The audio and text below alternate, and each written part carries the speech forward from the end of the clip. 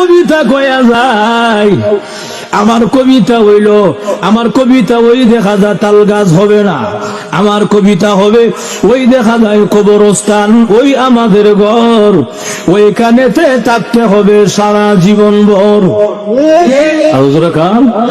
ওই দেখা যায় কবরস্থান, ওই আমাদের ঘর, ওইখানেতে থাকতে হবে সারা জীবন ভর।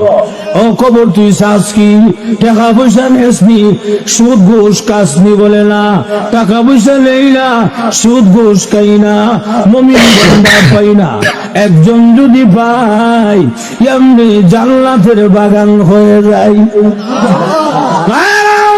এজন্য আল্লাহর রাসূল হাদিস শরীফে বলেন, আল কবর রাউযাতুম মিন রিয়াযিল জান্নাহ আও হুফরাতুম মিন হুফারিন নার। কবরটা কারোর জন্য জাহান্নামের গাড়া হবে, আবার কারোর জন্য জান্নাতের বাগান হবে। আল্লাহর রাসূল বলেন, ঈমান আমল যদি খারাপ হয়, বেনামাজি হয়, তাহলে কবরের মধ্যে বিষাক্ত সাপ দেওয়া হবে ৯৯টা, এক এক ধরনের শাস্তি আরম্ভ হয়ে যাবে।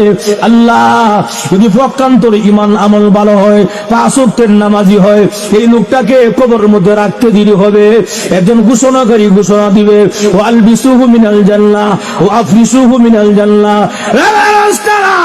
আমার বান্দাকে জান্নাতি পোশাকটা পরায়া দে, আমার বান্দাকে জান্নাতি বিছানা বিছায়া দে, এবং কবর থেকে একটা ছিদ্র কইরা দে, জানালা খুলা দে জান্নাত বরাবর, যেন আমার বান্দা কবরে ঘুমায়া ঘুমায়া জান্নাতের আরামায়েশ ভোগ করতে পারে।